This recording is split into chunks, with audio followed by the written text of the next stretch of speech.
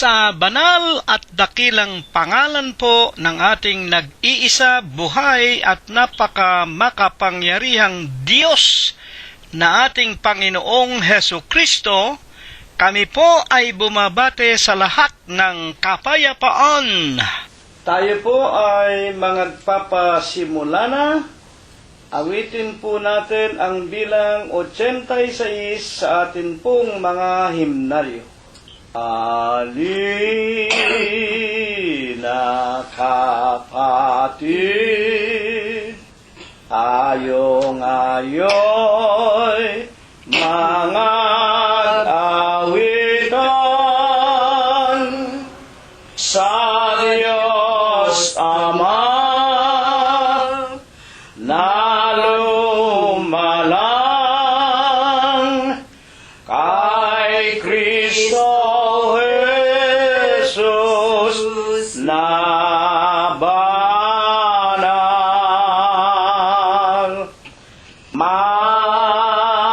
Masdan ninyo ang pagkabuti at tunay na pagkaligaya. Tayong magkakapatid na nagsasama-sama sa ating pagkakaisa. Kapatid kong hirang, manatili ka sa kabanalan. Ito ang nais namang banal ni Kristo Jesus, nating patnubay.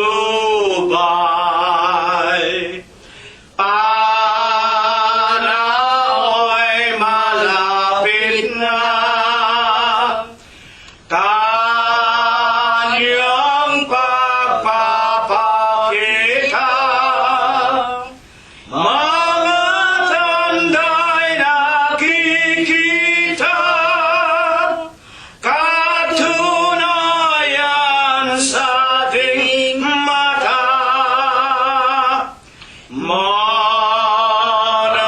Manatili sa Kanya, sundin ang utos niya, ang pananampalatayang mayroong gawa, may pag-asa. Kapatid kong hirang, manatili ka sa kabanalan. Ito ang nais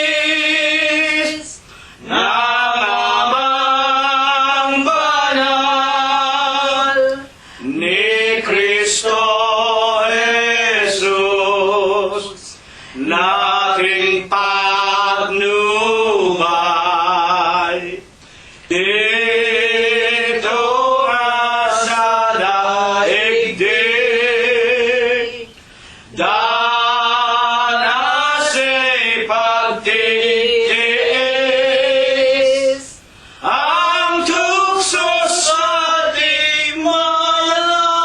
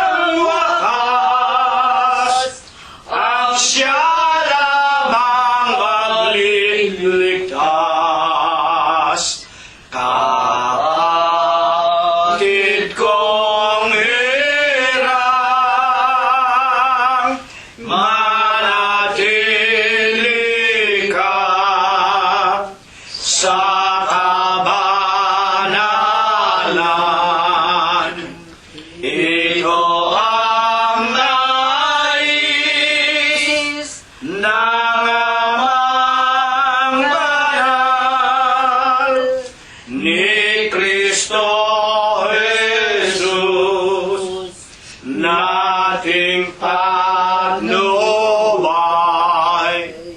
Patuloy po nating purihin ang ating nag-iisang buhay na Diyos na walang iba kung hindi ang ating Panginoong Heso Kristo. Numero 87 ang ating pong sunod na aawitin. Doon sa krus, dugo'y nabuhos. Sala natin kanyang dinubos sa malaking pag-ibig ng Diyos.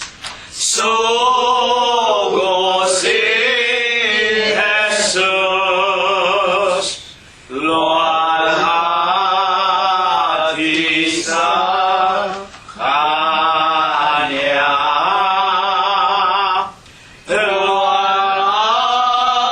Luwalhati sa Kanya. Dugo ni Jesus ang nag-alya. Luwalhati sa Kanya. Ang sala nating naglalanan. Sa pag-ibig niya'y tinapan. Sa bahin nating pagpilitan at paglingkuran. Luwalhati sa Kanya. Luwalhati sa Kanya. Dugo ni Jesus ang nag-alya. Luwalhati sa Kanya. Halina at ating lapitan. Sambahin si Jesus na banal upang magkaroon ka ng buhay. Sa Kanyang ngalan, luwalhati sa Kanya. Luwalhati sa Kanya. Dugo ni Jesus ang nag-alya. Luwalhati sa Kanya. Atin pong patuloy na purihin, sambahin, luwalhatiin ang ating Panginoong Heso Kristo. Huling awit mga kapatid, 89 sa ating mga himnaryo. Darating ang araw na hindi mo maiiwasan. Sa dakong silangan ay liligtas.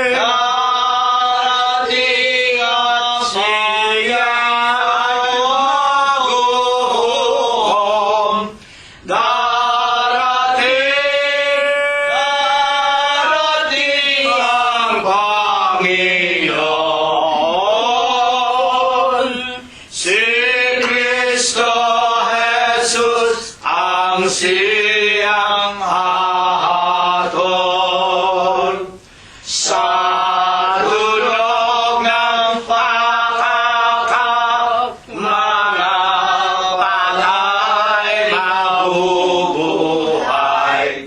Haharap sa haring pagsusulitan, ang gantimpala sa lahat ng tao'y ibibigay. Ligaya sa nagtamo ng tagumpay. Darating ang Panginoon.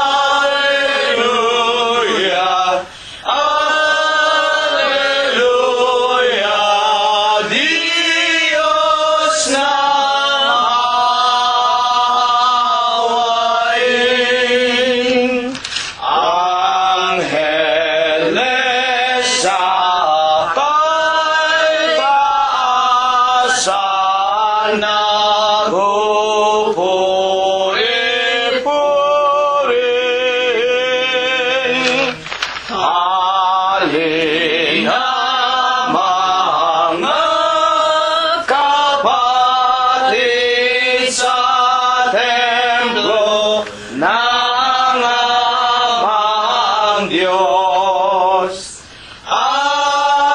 Alleluia, Alleluia, Diyos purihin, purihin. Amen.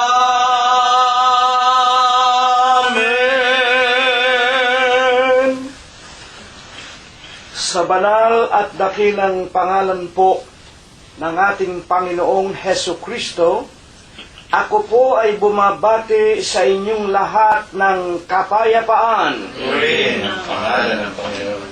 Purihin ninyo ang Panginoon. Purihin ninyo ang Panginoon mula sa mga langit. Purihin ninyo ang Diyos sa kanyang mga kaitaasan. Purihin ninyo siya, ninyong lahat niyang mga anghel.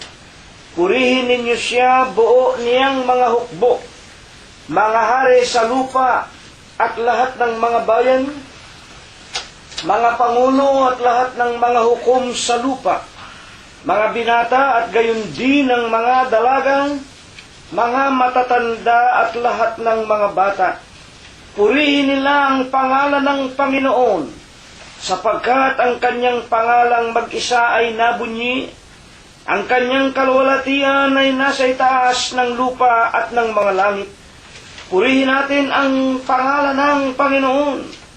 Magsiawit tayo sa Diyos ng mga bagong awit at ng kanyang kapurihan sa kapisanan ng mga banal, sapagkat ang Diyos ay nalulugod sa kanyang bayan. Kanyang pagagandahin ang kaligtasan ng mga maamo. Purihin natin ang pangalan ng Panginoon. Purihin natin ang Diyos sa kanyang santuaryo. Purihin natin siya sa langit ng kanyang kapangyarihan. Purihin natin ang Diyos dahil sa kanyang mga makapangyarihang gawa. Purihin natin ang Panginoon ayon sa kanyang marilab na mga kadakilaan at purihin ng lahat ng mga bagay na may hininga. Purihin nila ang pangalan ng Panginoon. Amen. Amen. Mga minamahal, iginagalang at mga pinagpipitaganan po naming mga tagapakinig, sa lahat ng atin-atin pong mga sariling mga sangbahayan, charity must always begins at home.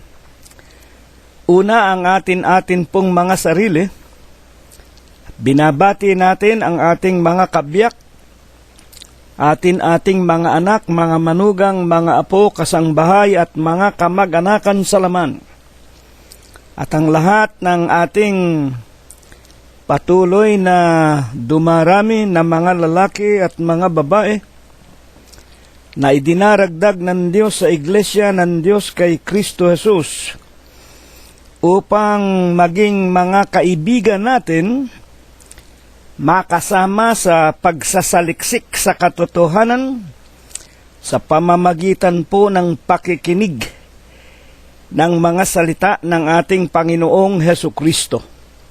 Binabati din po natin ang lahat ng ating mga kapatiran sa Iglesia ng Diyos kay Kristo Jesus na naroroon pa sa ating inang bayan sa Pilipinas, at hindi kakaunti ang nangingibang bansa at nangingibang bayan upang kumain po o humana po ng kani-kanilang ikabubuhay o kakainin sa araw-araw sa mga tunay na mananampalataya sa Espiritu at sa katotohanan, bahagi ng katawan ng ating Panginoong Hesu Kristo sa Iglesia ng Diyos kay Kristo Jesus, na pinamumunuan ng ating nag-iisa, buhay at banal, pinakamakapangyarihang Diyos na ating obispo,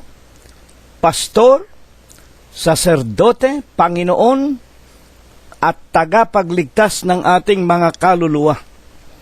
Sa iglesia po ng Diyos kay Kristo Jesus, wala tayong kinikilalang tao na tagapamahala. Kailanman hindi po namatay ang Panginoon at kailanman hindi niya iniwanan ang kanyang sariling katawan. Mateo 28:19 hanggang 20. Naririto ang wika niya sa mga apostol na nasa iglesia ng Diyos kay Kristo Jesus. Ako isa sa inyong palagi hanggang sa katapusan ng sanglibutan. Sa Huwebes po, ng umagang ito, o ng gabi pong ito, anumang araw at oras natin idinadaos ang ating paninikluhod sa loob ng atin mga dampang tahanan. Ngayon po, Disyembre 18 na, 2014, ipaghanda na po natin ang ating Panginoong Hesukristo. Italaga na natin ang ating puso, isipan, kaluluwa. Tawagin na po natin. Ihanda ang ating sariling sangbahayan. At kung mayroon na tayong mga panauhin, mga kaibigan at mga kamag-anak, huwag nating ikakahiya ang pangalang Diyos at Kristo Jesus upang huwag naman niya tayong ikahiya sa kanyang ikalawang pagparito.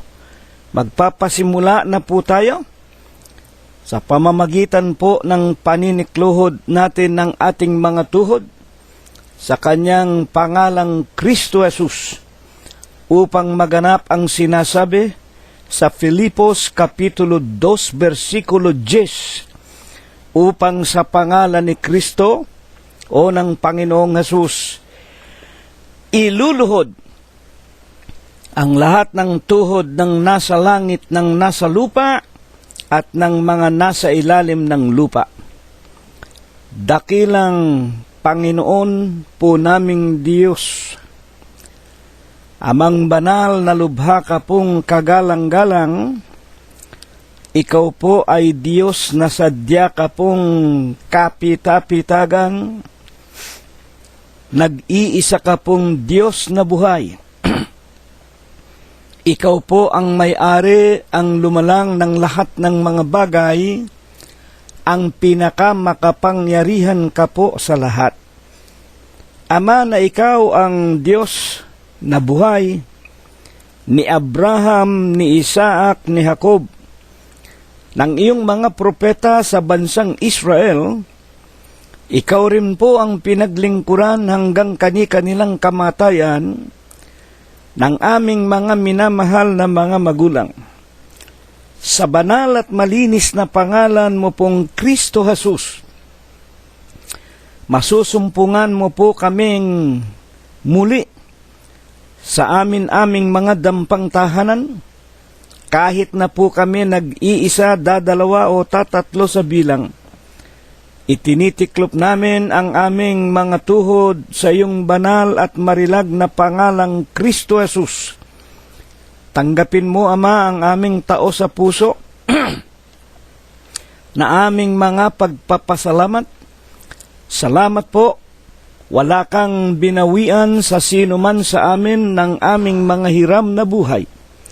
Maging ang aming mga kabyak, mga manugang, mga po, mga mahal sa buhay, 10 ng mga kaibigang patuloy mong idinaragdag sa iyong banal na iglesia, at sa lahat ng iyong mga tunay na mananamba sa Espiritu mo put sa iyong katotohanan, Amang banal, maging ang bawat loob, labas ng aming mga tahanan, mga sasakyan at mga mumunting ari-arian, kung papaanong iningatan mo sa amin, sa dakong ito mula dito sa iyong tahanan sa Los Angeles, California, ang lahat po ng mga bagay, gayon din po ang aming sinampalataya ng ipinaranas mo rin po sa kanilang lahat. sa bawat sandaling nagdaraan sa ibabaw nitong napakagulo at mandarayang sanglibutan. Panginoon po naming Jesus, salamat po. Pinakakain mo pa kami, binubuksan ng magagandang kapalaran, pinalalakas, pinagagaling ang aming pangangatawan. At higit sa lahat, salamat po. Patuloy mo po kaming pinagtitiisan, tinuturuan, inaaralan, pinagkakalooban ng iyong mga banal at dalisay mo pong mga aral. Panginoon Diyos, pinatitibay mo't dinaragdagan ang aming pananampalataya.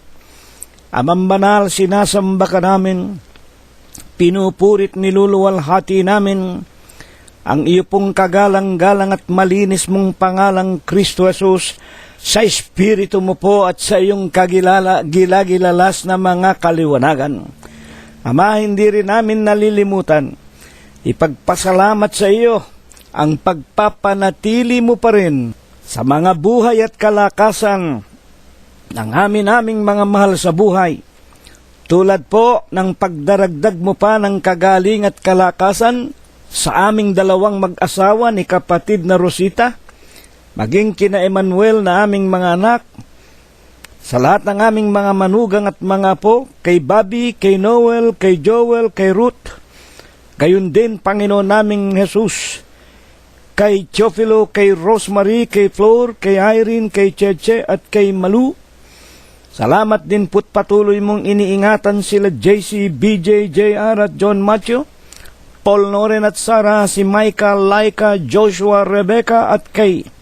At maging ang maraming mga mahal namin sa buhay na nangingibang bansa upang humanap ng kakainin sa araw-araw, na katulad po ni Prospero Jr., ni Chuchay, ni Pinky at ni Philip, ni Enrico, ni Abner, ni David, ni Daniel, ni Shannon, Analira, ni Jacob, ni Bayan, Guanson, ni Lolita, ni Susan, ni Lenlen, ni Jingjing, ni Fe at Ador Aquino, ni Pido at Victoria Marangques, ni Rosemary Bautista o Rosemary Lucerna Gonzales at Flor Bautista Gonzales, na naroon po sa malayong dako ng gitnang silangan.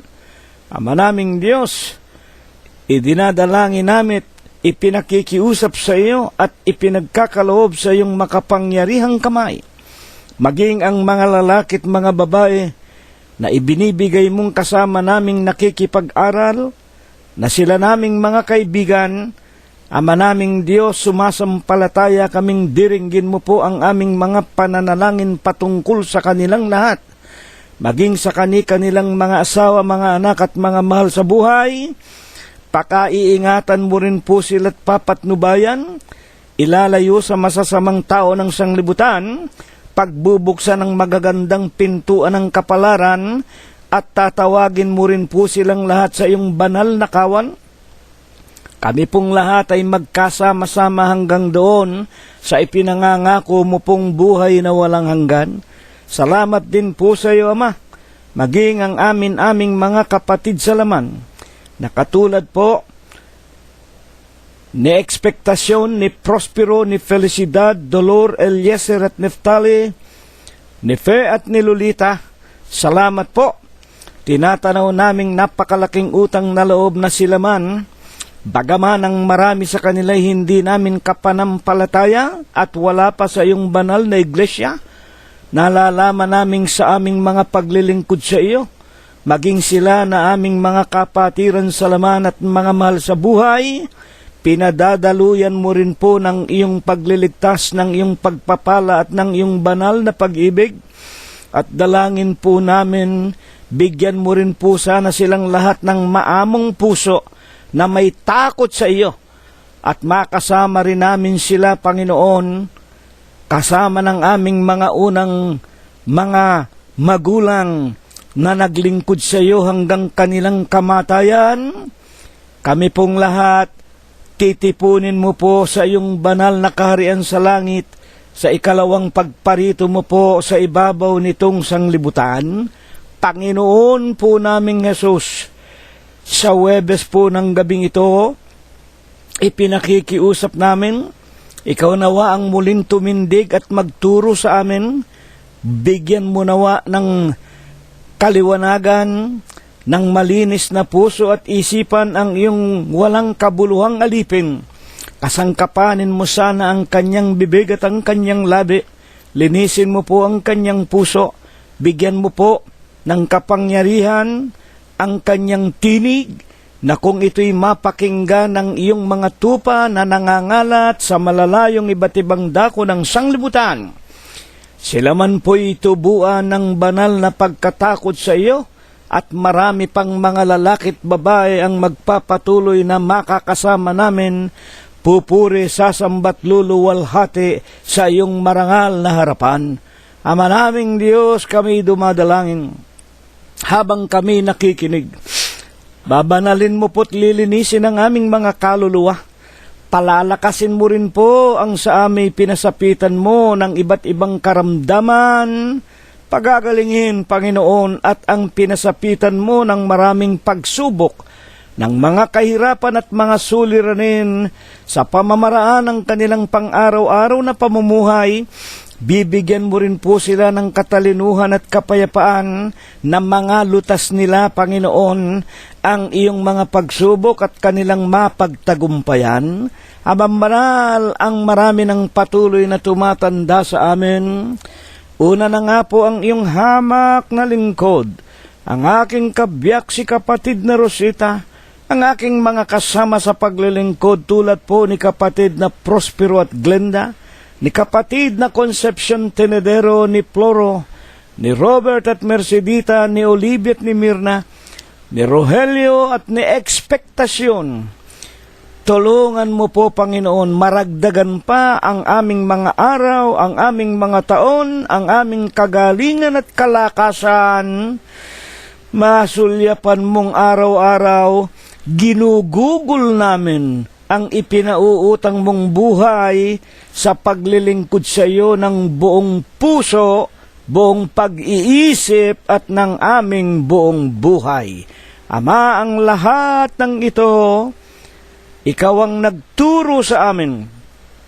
Nasa sanglibot ay marami kaming kapighatian, ngunit ang lahat ng aming ipananalangin sa pangalan mong Kristo Jesus, ito ang iyong pakikinggan, ito ang iyong gagawin, ito po ang iyong ipapatnubay at ibebendisyon sa aming lahat, magmula po ngayon at magpakaikailanman.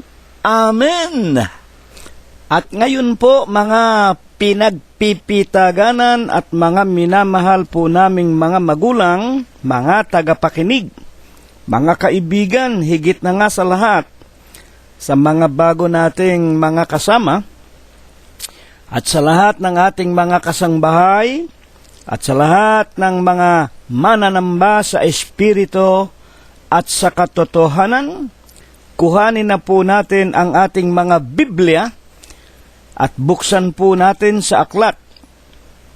Sa unang aklat ni Apostol Pedro, sa kanyang Kapitulo 1, versikulo 8, o 1:18, at ito po ang pinakapaksa na ibig ng Panginoong Hesus na ating maliwanagan. Na inyong nalalaman, kayo'y tinubos hindi ng mga bagay na nangasisira, ng pilak, ng ginto. Saan tayo tinubos? Mula sa inyong walang kabuluhang paraan ng pamumuhay na ipinamana sa inyo ng inyong mga magulang. Unang Pedro 1:18. Ito po ay isang mahiwagang talata na ibinangon ng Panginoong Hesus para ating matutuhan na inyo ikang nalalaman, kayo ay tinubos, hindi ng mga bagay na nangasisira. Kapag binabanggit po yung salitang tinubos, ito po ay walang pagkakaiba doon sa tinatawag na redemption o yung pagkatubos. Tulad po ng halimbawa, noong araw dyan sa Pilipinas, nang ako'y bata pang maliit, kapag ako'y bumibili ng soda, noong araw sarsaparilla. Sa tindahan, sa harap ng aming bahay, nung bata pa tayong maliit. Bago po ibigay ang soda, meron pong tinatawag na patinga. Patinga, mga kapatid. Ibig sabihin, yun pinakasanla na ibabalik lamang kapag naisauli na natin yung botelya. Halimbawa, 5 sentimos. Yun po ang tinatawag na pangtubos. Redemption. Redeem. Kukuhaning muli. Kabayaran. Mga kapatid, atin ikang nalalaman, tinubos tayo, we are redeemed, hindi ng mga bagay na nangasisira. Tinubos tayo, binigyan tayo ng redemption, redeem, kinuha tayo, ang ipinalit po, hindi po 5 sentimos, hindi ginto, hindi pilak, o ano pa mang mga bagay na mga nasisira. At kung saan daw po tayo tinubos, mula sa walang kabuluhang paraan ng pamumuhay. Makinig tayo, mga kapatid. Tayo pala ang pag-aari pala sa atin noong araw, itong tinatawag na walang kabuluhan na uri ng pamumuhay, ipinamana sa atin ng ating mga magulang. Mahalaga po na ito ay ating unawain sapagkat ito po ay may kinaalaman sa ating mga kaligtasan ng ating mga kaluluwa. At kahit na po ito basahin natin sa Bibliang Ingles, King James Version, First Book of Peter, chapter 1, and the verse is 18, For as much as you know that you were not redeemed with corruptible things, as silver and gold, from your vain conversation, received by tradition from your fathers. Gayon din po, walang pagkakaiba. Nalalaman natin, tinubos tayo ng mga bagay na hindi nasisira. Ang ipinampalit sa atin, yung redemption sa atin. Sa English nga, for as much as you know that you were not redeemed with corruptible things like gold and silver, tinubos tayo hindi ng nangagsisilipas na tulad ng pilak o ng ginto. Saan tayo tinubos? Na siyang may pag-aari sa atin ng araw? Sa mga ipinamana sa atin ng ating mga magulang na walang kabuluhan na paraan ng pamumuhay. Kaya kailangan po unawain ito at ito ay ating intindihin. Ngayon, meron pong tinutukoy dito na kayo. Sino ba yung kayo? Ito po ba referido sa lahat ng tao? Sapagkat alam po ninyo ang ating kalaban sa 6:12 ng Efeso ay hindi laman at buto, hindi dugo, buto at laman ang ating kaaway. Ang kaaway natin yung namiminuno, yung masamang espiritu na namiminuno ng lahat ng kadiliman sa sanglibutang ito. At kapag binabanggit nga po ang tinatawag na pinuno ng kadiliman, dyan na nga po pumapasok si Satanas. Yung naghahari ngayon sa buong sanglibutan, yaong kumokontrol ng pag-iisip ng napakaraming mga tao, sindami ng buhangin sa dagat, na makakasama niya sa impyerno. At yan nga po ang mga tinatawag na mga pinuno ng mga relihiyon o ng mga iglesia.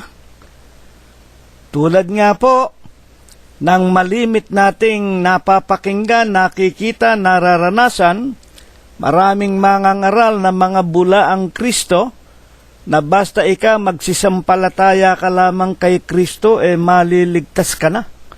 Kaya nga po ito ibinangon ng Diyos. Sino nga po baga ang tinutukoy ni Apostol Pedro na mga tinubos?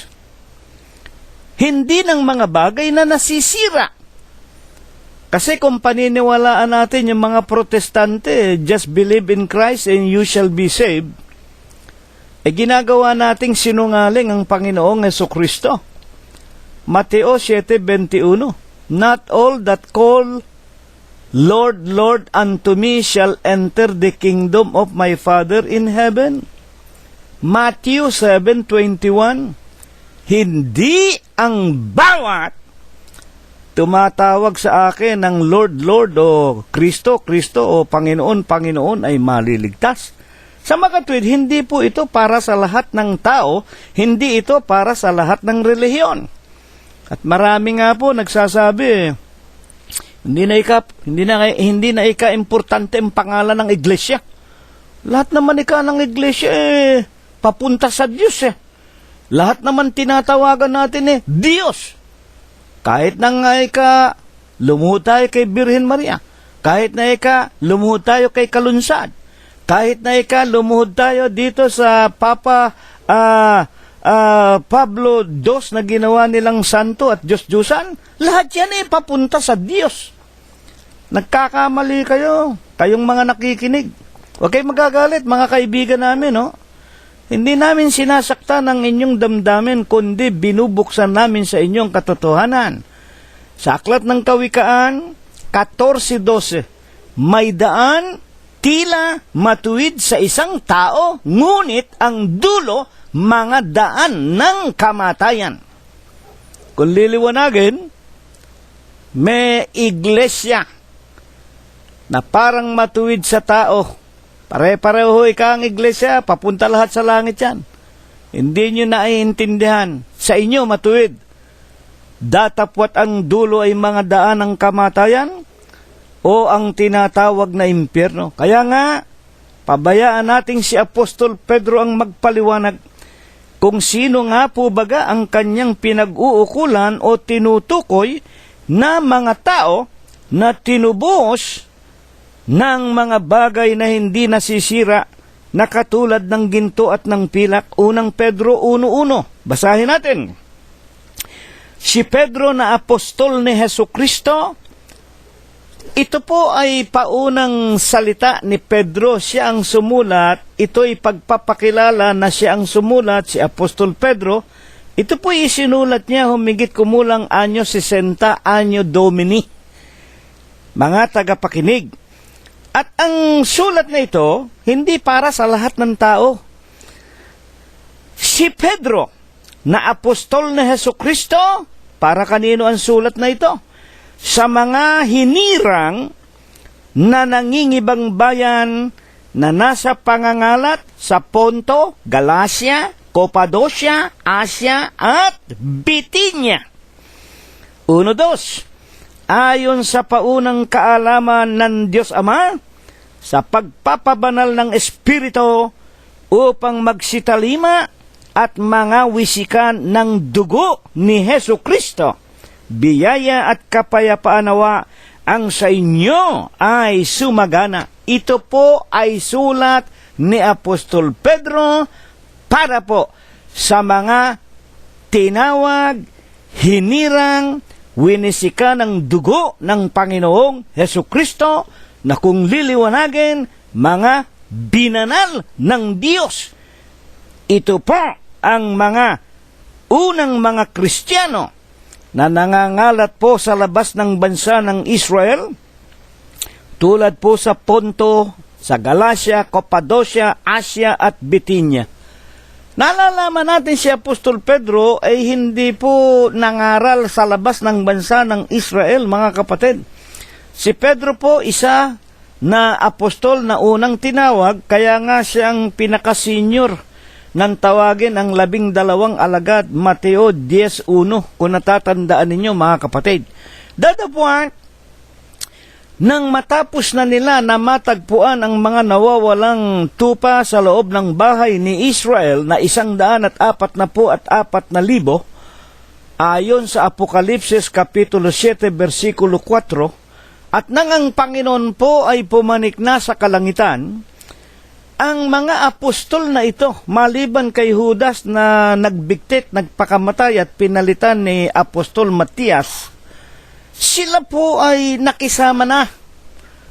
Dito na nga po sinabi ng Panginoon nang siya'y papanik na sa kanyang pinanggalingan, Mateo 28:19 at 20, nang tawagin na niya ang mga apostol, ang 11 na nangatitira, at sila nga po'y pinagsabihan na ipangaral ninyo ang aking ebanghelyo sa buong sangtinakpan, sa buong sanglibutan. Kaya nga po, nang ang Panginoong Hesus pumanik na sa kaharian sa langit, nakisama na po ang mga apostol. Sa pangangaral po ni Apostol Pablo, sila po'y naging katulong ni Pablo sa pagpapatibay ng mga kapatiran sa iglesia. Kaya nga po si Pedro, si Santiago at ang iba pang mga apostol nagsisulat sa mga nabautismuhan ng mga tagalabas ng bansa ng Israel. At ito nga po ang katunayan, sumulat si Apostol Pedro sa mga kapatiran sa Ponto, Galacia, Cappadocia, Asia at Bithynia. Dito'y nagpapakilala po na ang kanyang 1:18 ng unang Pedro na paksa natin ngayon na mga taong tinubos, hindi ng ginto at ng pilak na nasisira, ito po ang mga kaanib. Saan?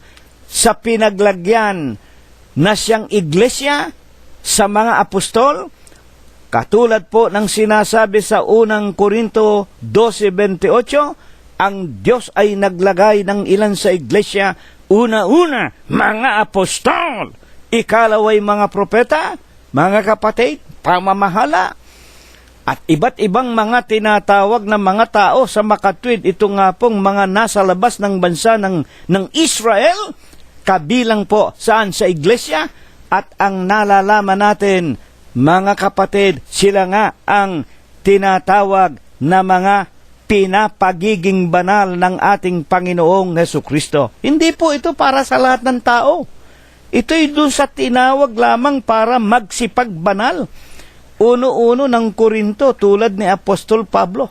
Si Pablo, si Sostenes na ating kapatid, tinawag at inilagay sa pagka-apostol ng ating Panginoong Hesukristo sa kalooban ng Diyos. Saan? Mga kapatid, sa iglesia ng Diyos.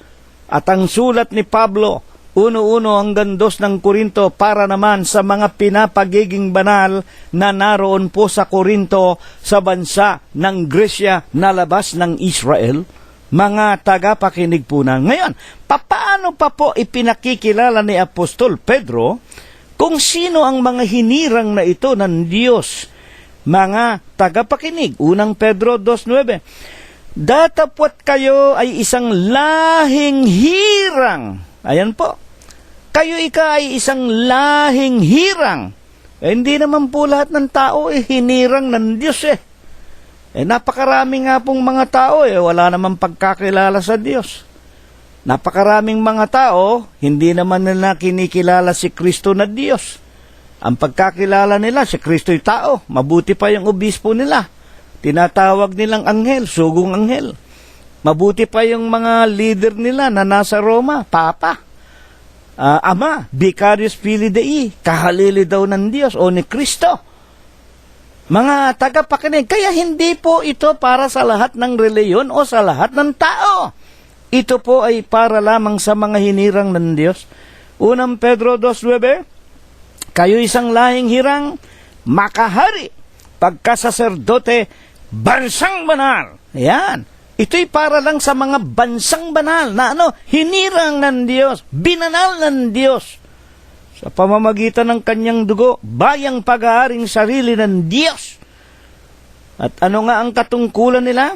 upang inyong ipahayag ang mga karangalan niyang tumawag sa inyo mula sa kadiliman hanggang sa kanyang kagilagilalas na kaliwanagan. Sa katotohanan po, ito lang nasa loob ng lalagyan na ito, ng kulungan na ito, na kinaroroonan din ng mga apostol, na ito ang tinatawag na katawan ni Kristo, ito ang iglesia, at ang pangalan ng iglesia, unang Tesalonica 2:14, na pinaglagyan sa mga apostol at mga propeta at mga unang mga banal, na ipinakikilala ni Pedro, lahing hirang, bansang banal, bayang pag-aaring sarili ng Diyos. Sila lang ang alin? Ang mga ngaral ng ng tinatawag na karangalan noong tumawag sa kanila mula sa kadiliman o mula sa kapangyarihan ni Satanas.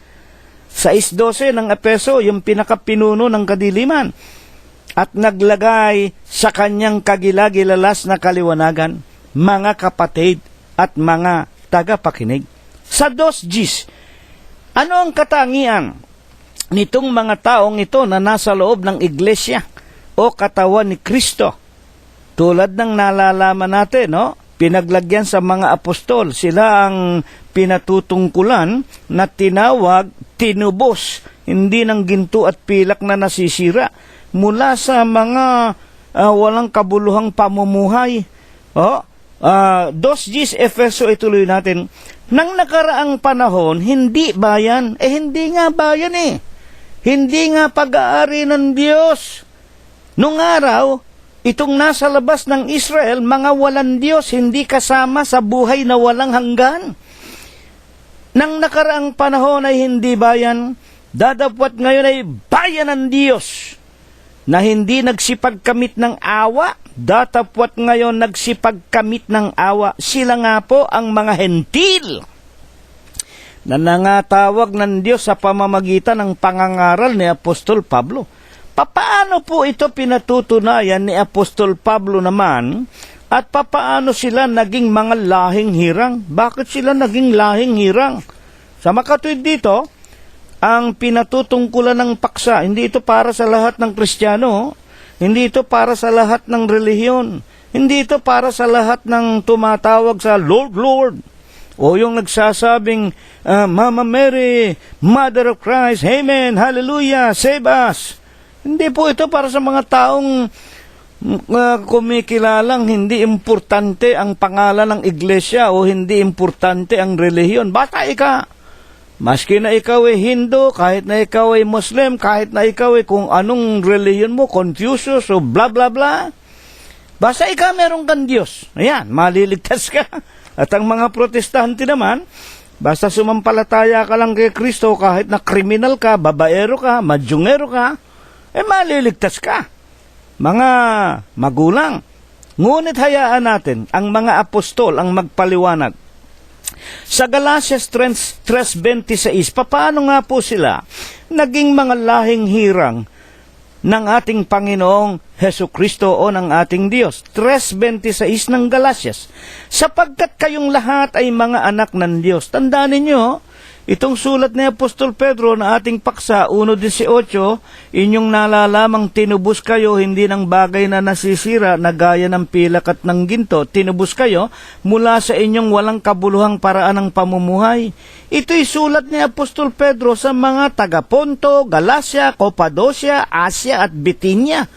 Kaya nga, sa Galatias mismo, 3:26, na ito ang mga iglesia ng Diyos, mga kapatid, na naging bunga ng pangangaral ng Panginoong Jesucristo sa pagkasangkapan kay Pablo.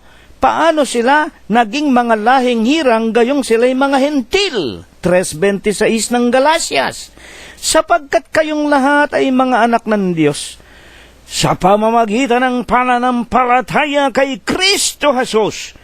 Bakit? Sapagkat ang lahat ng sa inyo'y binautismuhan kay Kristo, ibinibihis ang ating Panginoong Jesucristo. At sa 3:28, wala nang magiging Hudyo o Grego man, wala nang magiging alipin o malayaman, wala nang magiging lalaki o babae man, kayong lahat ay iisa kay Kristo. At 3:29, Galatias din, kung kayo'y kay Kristo, kayo nga ang binhi ni Abraham at mga tagapagmana ayon sa pangako. Sa mga kapatid, kung kayo'y na kay Kristo, kung kayo'y nabinyagan, nabautismuhan. Alam natin, hindi naman basta binabautismuhan, no? Kailangan makikinig muna. Ipangaral ninyo ang aking ebanghelyo. Ang sumasampalataya at mabinyagan sa pangalan ng Ama, Diyos. Sa pangalan ng Anak, Kristo Jesus. Sa pangalan ng Espiritu Santo. Ano ang Espiritu Santo? Sa 63 ng San Juan, ang mga salita o ang ebanghelyo na sa inyo'y aking ipinangangaral, pawang Espiritu at pawang buhay. Sa makatwid, bibinyagan pagkatapos na mapakinggan ang ebanghelyo ng Panginoong Jesucristo at sampalatayanan. Saan bibinyagan? Sa simbahang Katoliko ba? Sa simbahang Protestante ba? Sa simbahan ba ng Iglesia ni Kristo na tao? Hindi po. Saan po bibinyagan? Pangalan ng Ama, Diyos. Pangalan ng Anak, Kristo Jesus. Pangalan ng Espiritu Santo. Saan yan? Ang wika sa unang Tesalonica 2:14, kayo mga kapatid, tumutulad. Kanino? Sa mga iglesia ng Diyos Ama, kay Kristo Jesus, Anak, mga magulang at mga kapatid, sa pamamagitan ng Espiritu Santo o sa pamamagitan ng Ebanghelyo ng Panginoong Jesucristo. Kaya hindi po sa lahat ng dako, hindi po sa lahat ng lugar. Kaya dito po napakaliwanag, yung mga tinubos lamang, yung mga binanal lamang, yun lamang ang tinubos, yun ang binayaran ng patinga. At ang pinakapatinga, hindi po 5 sentimos, hindi po ginto, hindi po pilak, hindi po kwartang nasisira. Maging mga karangalan at mga kapurian, hindi po, mga kapatid at mga magulang. Alin nga po baga naman? Ayan. Alin po baga naman ang ipinakikilala ng paksa? Kung saan tayo pinalaya o kung saan tayo tinubos ng Diyos ng wika, tayo ang wika ay tinubos, hindi ng ginto at pilak. Saan tayo tinubos? Sa ating walang kabuluhang paraan ng pamumuhay. Saan natin nakuha? Na ipinamana sa inyo, sa atin, ng ating mga magulang. Totoo po naman yun Kaya nga kalimitang napapakinggan namin, lalo na sa mga Katoliko. Huwag kayo magagalit sa amin, Kami po, wala kaming kinikilalang tao. Ang aming nakikilala lamang ang Panginoong Hesus, kaya hindi kami natatakot magsalita ng totoo. At kami walang ililihim sa inyo. Meron akong mga kapatid sa laman. Meron akong mga hinipag, meron akong mga bayaw. Sabihin na natin, meron din ako mga kapatid na mga anak. Meron akong mga manugang, sarili kong mga manugang namin ni kapatid na Rosita. Hanggang ngayon, nasa simbahang Katoliko pa. Bakit po? Yan nga po, ipinamana hindi po ba napapakinggan natin?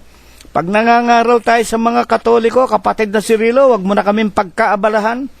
Ito ang ipinamana sa amin ng aming mga magulang Dito kami nadapa, dito na kami babangon. Natural. Saan ka ba nadapa? Halimbawa, nadapa ka dito sa kalye, sa lecture. Imposibleng bumangon ka sa Sunset Boulevard. Dito ka kailangan bumangon. Mga kapatid, kung saan ka nadupilas, doon ka tatayo. Huwag na raw namin silang pag-aksayahan. Mga kamag-anak namin yan, mga mahal namin sa buhay. Pero wala kaming magagawa Ang Panginoong Jesucristo rin ang nagsabi, hindi ako naparito para magbigay ng kapayapaan, kung hindi upang magkagulo ang bawat tahanan. Mga kapatid, mag-aaway ang ama, kalaban ng kanyang anak, ang manugang sa kanyang biyanang babae, ang wika ng Panginoon, ang bawat isa sa tahanan, sapagkat sa loob ng bahay, hindi lamang, halimbawa, ang isang katotohanan, lalo na nga sa ating mga Pilipino, sa loob ng isang bahay, hindi lamang iglesia ng Diyos. Siyempre, merong Merong Iglesia Katolika, merong Iglesia ni Manalo, kaya nagkaaway-away ang mga mag-aanak. Ngayon, alin nga po ba naman ang walang kabuluhang pamumuhay na minana ng mga tao? Sang-ayon sa itinuturo ng Biblia, ang sulat po ni Apostol Pablo kay Tito 1:14 na huwag mga kinig sa mga katha ng mga Hudyo. Alam po ninyo yung mga Hudyo, numero 1 po silang maraming mga katha, yung mga inimbento nila. Hanggang ngayon na nga lamang po, hanggang ngayon ayaw pa nilang iwanan yung maraming mga Hudyo pa rin, ayaw kumain ng baboy. Yun ay imbento na lang. Sa unang Timoteo, sa Kapitulo 4, versikulo 1 hanggang 3, yung pagbabawal ng mga relihiyon na huwag kumain ng lamangkate o ng karne, yung po hindi na galing sa Diyos yun. Yun ay utos na ng mga demonyo. Kaya huwag tayong makinig sa katha ng mga Hudyo at sa mga utos ng mga tao na nangagsisisinsay sa katotohanan. Yan po ang pinamana sa atin. These are the superstitions passed to us that was turned into traditions by our great forefathers. Yan nga po ang mga ipinamana sa atin, ang mga lelong, lelang, ingkong, kaingkong, ingkungan, mga superstisyon. Lalo na nga sa simbahang Katoliko, lahat naman ng mga Pilipino, lumaking mga Katoliko nung wala pa ang Protestantismo. Hindi ba totoo yan? Natatandaan ko pa yung mga ninuno namin Halimbawa, kakain kaming tanghalian, nandun ang lola namin. Halimbawa, papasok na si Pedro, aming kapatid. Halimbawa, papasok na, kumakain kami. Lalabas ng bahay, sasabihin ng lolo namin, ng ingkong namin, ikutin natin ang pinggan. Lolo, lola, ingkong, bakit po iikutin namin ang pinggan? Kasi kumakain tayo, aalis yung inyong kapatid na si Pedro, papasok sa eskwela, para ikaw wag mapahamak. Tinamaan ng sinalibad na, yan ay mga salit-saling sabi. Tulad na nga lang nung wag kang magwawalis ng walis na tinting sa hating gabi. Mawawala daw ang iyong kabuhayan. Saan mo napakinggan yan? Yan ang itinuro ng aming ama. Saan natutuhan ng ama? Doon sa inyong lolo.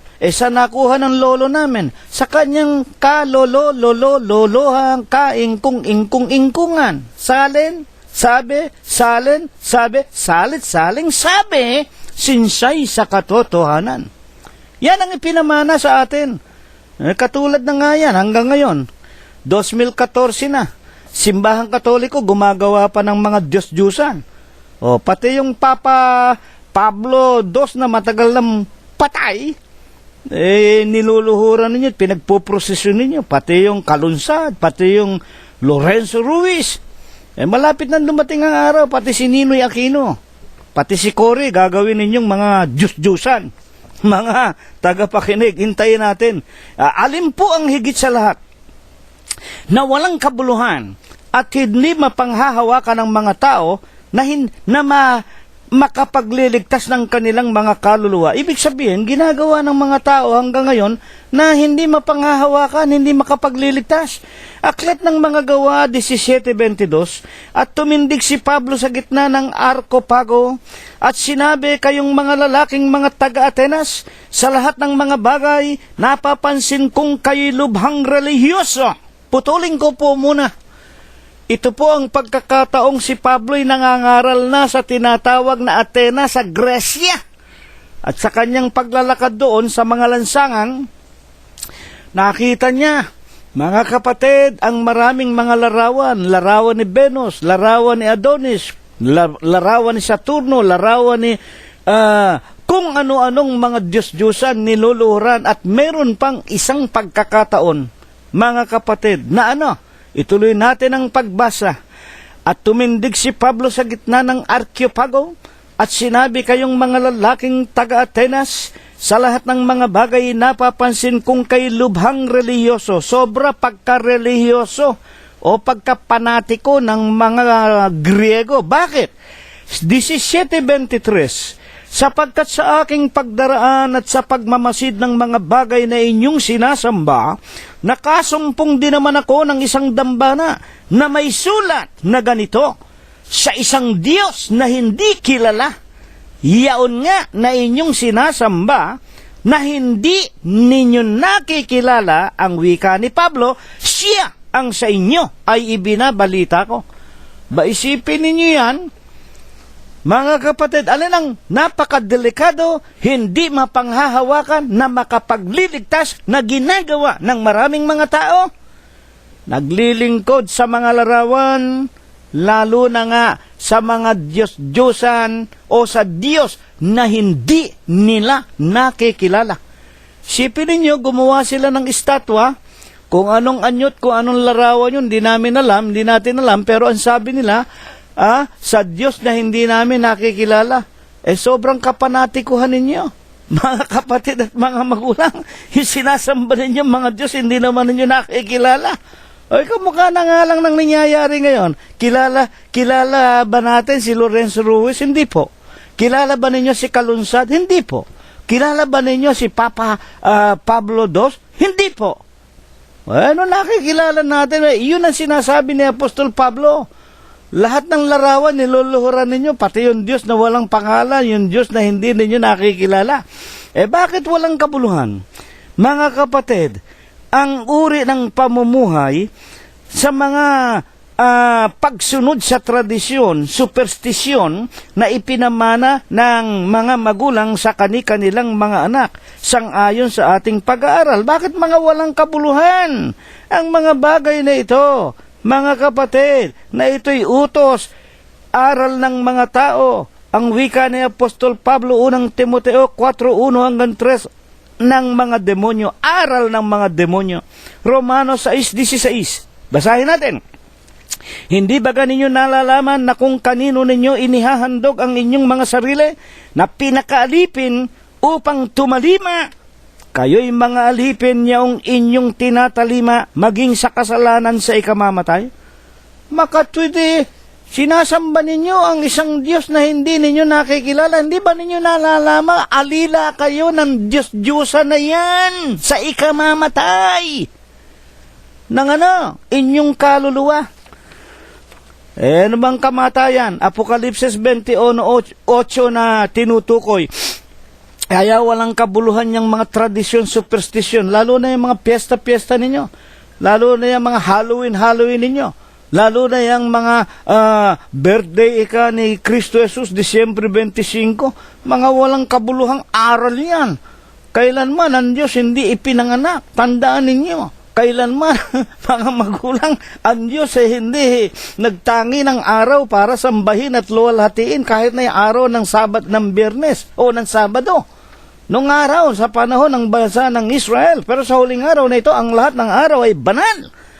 Mga magulang, kaya nga, ang kamatayang tinutukoy, kaya naging walang kabuluhan ang mga superstisyon at tradisyon sinusunod ninyo hanggang ngayon. 21:8, ngunit sa mga duwag, sa mga hindi mananampalataya, sa mga kasuklam-suklam, sa mga mamamatay tao, sa mga mapakiapid, sa mga manggagaway, ito ang kinukuha natin sa lahat, at sa mga mapagsamba sa Diyos-Diyusan. Yan. Sa Diyos na hindi nakikilala. Di ba ninyo nalalaman kung kanino ninyo ipinaglilingkod ang sarili ninyo? Kayo alila ng mga Diyos-Diyusan na yan? Mga kapatid, sumasamba kayo sa mga larawan? Mga kapatid, ang kanilang bahagi sa dagat-dagatang nagniningas na apoy at asupre, ito ang ikalawang kamatayan. Napakaganda ng ating mga pag-aaral, mga kapatid. Unawain sana ninyo, kaya yung mga tradisyon na yan, yung mga wika nga superstisyon, nako, sa Pilipinas, laganap na laganap ngayon, pati yung punsoy-punsoy. Ako na may nagtataka. Ito namang mga Katoliko, akala ko yung mga Kristiyano, bakit nakikipunsoy-punsoy? Yan yung mga pagsamba ng mga incheck sa kanilang mga Diyos-Diyusan. Mga tagapakinig po namin, palibhasa, wag naman kayo magagalit, sa pag-ibig sa salapi. Hindi ba tinuturo ng punsoy? Yun ikang si Buddha, iharap mo sa pintuan, sa east, o kung west, o ano, hindi ko maintindihan. Kahit na mo, saan mo iharap yan. Sa kanila, pag nakaharap ka sa silanganan, darating daw ang swerte sa loob ng bahay mo. O, hindi ba totoo yan? O, kayo mahilig kayo sa mga punsoy-punsoy, hindi ba nyo nalalaman? Alipin kayo ng inyong paniniwala na yan? Yan ang mga Diyos-Diyosan. Ang dulo ninyo sa impyerno. Maawa kayo sa inyong mga kaluluwa. Ulitin natin ang 21:8 ng Apokalipsis, sa mga mapagsamba sa Diyos-Diyusan at sa lahat ng mga sinungaling, ang kanilang bahagi sa dagat-dagatang nagniningas na apoy at asupre, ito ang ikalawang kamatayan. Mga tagapakinig, alin po, huling tanong, alin po baga naman ang ayon sa ating paksa? Ang kayo ay tinubos hindi ng mga bagay na nangasisira na tulad ng ginto at ng pilak. Ano bang ipinangtubos? Ano bang ipinangpatinga sa atin? Ano ba, mga kapatid, ang isinauli ng ating Panginoon Diyos? Sa may pag-aari sa atin nung araw, ang pag-aari, ang nagmamay-ari sa atin nung araw, ng mga Katoliko pa tayo, ng mga iglesia pa tayo ng tao, ng mga Protestante pa tayo, at kung ano-anong reliyon, si Satanas. 6:12 ng Efeso, siya ang may-ari sa atin, pero binayaran tayo, tinubos tayo. We were redeemed. Isinuli, mga kapatid at mga magulang, yung patinga, ibinalik.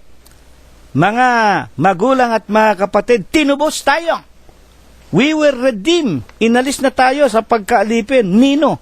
Ni Satanas, sa pamamagitan nga ng pagsunod natin sa mga salit-saling sabi ng simbahang Katoliko, ng mga Protestante, ng mga Hudyo. Mga kapatid, ano nga ang ipinantubos? 1 Pedro 1:19. Kundi sa mahalagang dugo, gaya ng sa korderong walang kapintasan at walang dungis, sa makatwidbaga ng dugo ni Kristo. Tinubos tayo ng dugo ni Kristo, mga kapatid at mga magulang. Tunay po baga na ang Iglesia ng Diyos kay Kristo Jesus lamang ang binayaran niya ng kanyang sariling dugo na walang kapintasan? Aklat ng mga Gawa 20:28. Basahin natin sa Ingles.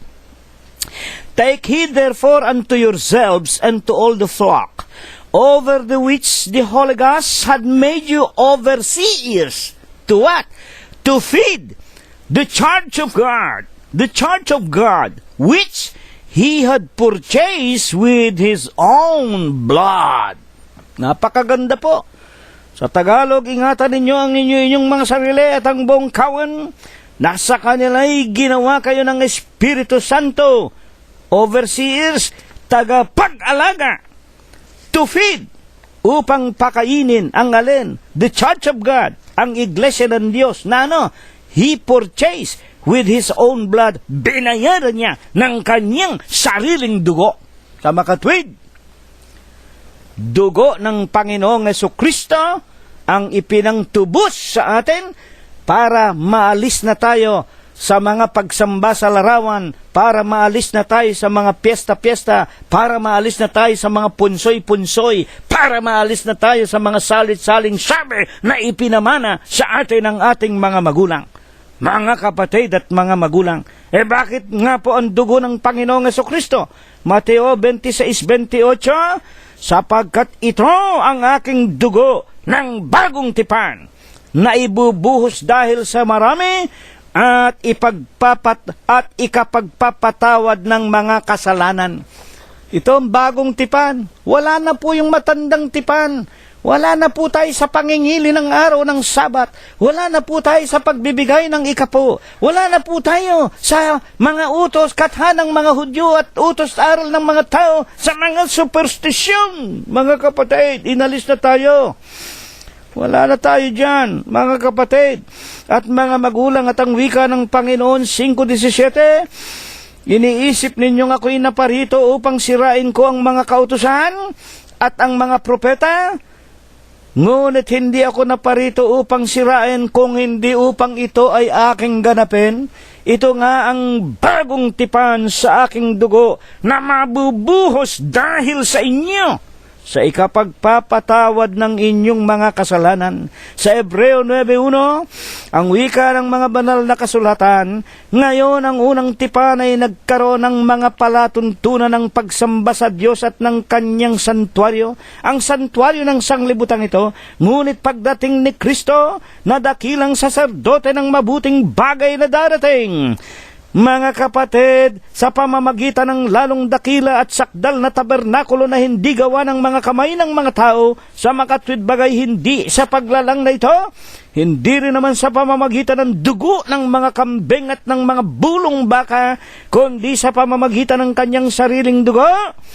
Sapagkat kung ang dugo ng mga kambing at ng mga baka at abo ng dumalagang baka na ibinubudbud sa mga nadungisan, makapagpapagiging banal sa ikalilinis ng laman, 9:14 ng Hebreo, gaano pa kaya ang dugo ni Kristo na sa pamamagitan ng Espiritu na walang hanggan, inihandog ang kanyang sarili na walang dungi sa Diyos, makapaglilinis ng inyong budhi sa mga gawang patay, sa mga superstisyon, tradisyon, kung ano-anong salit-saling sabi ng ating mga magulang, upang magsipaglingkod tayo sa Diyos na buhay. Amen!